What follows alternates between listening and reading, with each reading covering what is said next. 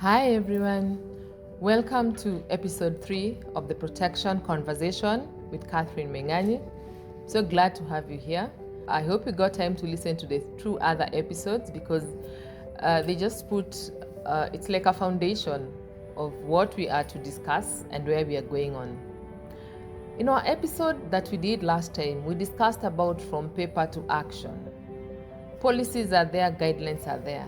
But a question was, have they been put into action? That was a deeper conversation. But now we come back and ask ourselves, why does violence continue even when everyone says it's wrong? We all have to agree violence is wrong. Gender-based violence is wrong. And we see it all over, people admitting that it's wrong. But the hard question is, we are contradicting ourselves. As much as we say violence is wrong, we still have all cases of violence that are reported in our communities. So in many of our communities, there's a shared public truth where violence against women and girls and the vulnerable is wrong. Generally, the truth is gender-based violence is considered to be wrong. We hear these conversations in and out. We still have laws and policies that are speaking against violence. We see it in programs and campaigns. Organizations are very clearly speaking out against it. Awareness has been done. Awareness is everywhere. The big question is, why does violence continue? With all this in place, with all this in our minds, but still we have cases of violence being reported. So this is a very difficult truth that you sit with, because it forces us to ask ourselves the deeper questions, the hard questions. If everyone agrees that violence is wrong, then what is happening? So we need to move from an individual to the system. Because I agree, you agree that violence is wrong. But now, can we move from an individual to the system?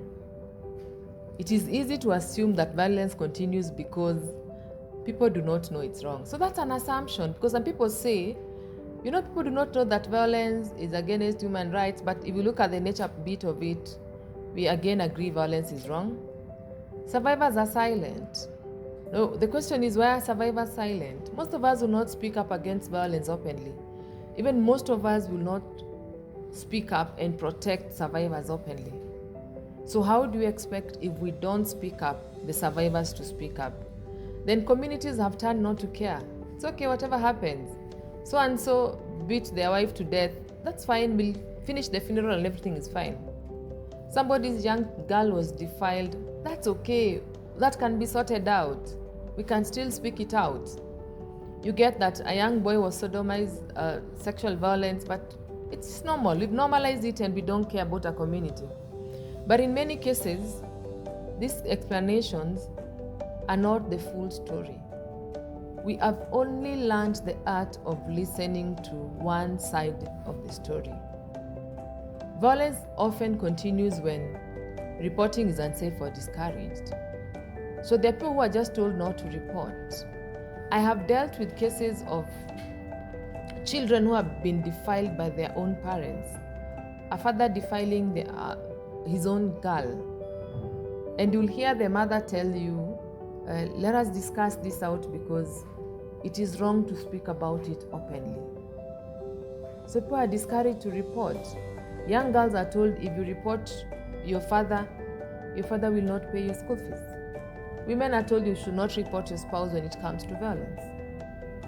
Men are told also not to report the same because they feel the community will have a backlash. So people are really discouraged to report violence. System responds slowly or not at all. How many cases have you had somebody who went to the health system, never got help, went to the police, never got help? The judiciary was so harsh on them. So we really have a system that does not help people report or even get justice. Then consequences of harm are weak or innocent. After reporting, what happens? Does anyone take care to ensure that psychosocial trauma is taken care of? After reporting, or this is a parent who has gone to jail, do we go back to listen to this child and see how they can be taken care of? So consequences of reporting and not reporting are very high. Silence is protected when more than those who are harmed, because it's a community thing. So we really protect silence. We feel like it is not about an individual. But now when we do all this, the system is failing. The system is not there to protect people against violence. So we need to shift the blame from the system and look at protection in its real attire. Protection in its real structure. Let us stop silence and normalization of violence. A very key contributing factor to why violence is continuing. We are really normalizing violence. We are really normalizing not speaking up. I can give 2 or 3 case scenarios that usually break my heart. I had a case of a young girl around 7 years, some years back, who was defiled by an uncle. An uncle meaning this was the brother to the mother of this girl. But the girl really wanted to speak up against violence. But what happened was she was being told she cannot report the uncle, that can be sorted at home. And what in fact brought her to hospital was a sexually transmitted infection. So I'm really thinking, if it was not for the STI, this could not have been known. Case picked up and everything went well. But my question is, should we get triggers for violence to be spoken out loudly? When you go to date trip, going for a date is very okay. But remember, as an adult, when you're above 18, consent is very important. But do we pick it like consent means when I say no? We all have an agreement, but let's stop a consent. And when rape happens during such times, you will hear people say that you cannot report because you're the one who took yourself there. That is very wrong. Then we are quietly putting survivors to shame by blaming them. Anytime a survivor has undergone violence, you will blame on their dressing, where they were, communication, body language. We are not going to justify violence because it continues. When there's intimate partner violence among couples, and maybe a woman is beaten up to the need of death, there's always be a justification. Even if you look at the Kenya Demographic Health Survey recently, there's a lot of justification for violence, and that will make violence be tolerated, because socially people feel that there are things you're not supposed to speak about. There are things that should be sorted out at the community or the facility or the family level, which is part of how we are normalizing violence and making it to be like any other. It's like somebody tripping and falling down and standing and moving on, which is supposed to be very, very wrong. Then families feel that their reputation will be spoiled if they speak about violence, but do not look at the safety of the survivors. Communities would always shout, speaking about violence is interfering with their community privacy. But my question always comes in, the harm of an individual and the privacy or protection of a lineage, which comes first? Who really listens to the survivors' voices? Then institutions have made it normalized. Like, you'll go to a facility and people feel like, I have seen many cases, so it's taken to be a normal thing, not unique. Let us remember that each case of violence is a unique case.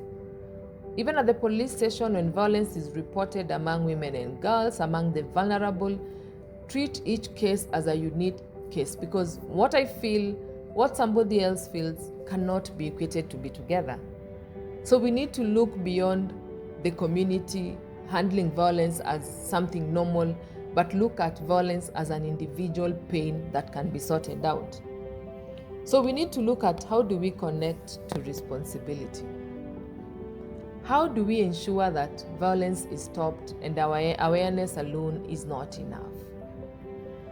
There is need to move away from awareness. We have created awareness, we are still creating awareness.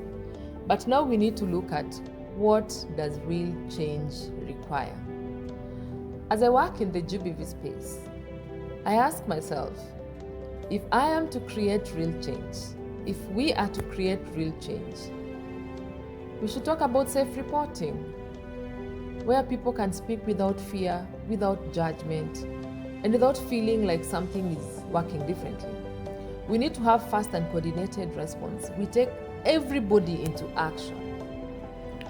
Real accountability is very critical because it can create harm if nothing is done.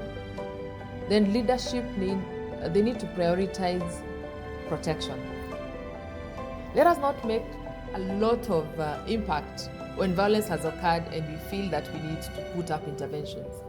Let us invest more on protection. Leaders need to prioritize funding and see, how do we fund protection matters? How do we ensure that violence does not happen before anything comes up? So for us to stop violence, it's just not about what we believe. It's about what our systems are prepared to do. So everybody who works in a system that has to protect violence, it is time today to sit down and ask yourself, if somebody close to me was to undergo violence, very close to me, and goes to that health facility, that police station, is supposed to stand on the dock as a witness, goes to that children department, goes to that gender department, will they get the necessary care they're supposed to get and immediately? Will they be protected from undergoing violence itself? If they are in the schools, are schools safe spaces for them? Do I make my home a safe space that is against violence? So if we are serious about ending violence, we must look beyond what people say. We just have to begin examining the systems and see what these systems are actually doing. Because it is within coordination that we get accountability, that leadership is ensured, and protection will become a real situation. It will not remain a promise. It will not be just on paper, but it will be in action. And this is where our next conversation will take us. Thank you so much for listening for today's episode on the protection conversation. As we dig deeper, we want to see how each system's responsibility is, what everyone needs to do, break down and see where are we going wrong, ask each system the hard questions, and understand that what do we need to do. It has been great for you listening in, and we believe that the conversation is not ended. We are still continuing with the protection conversation. See you in the next episode. Thank you.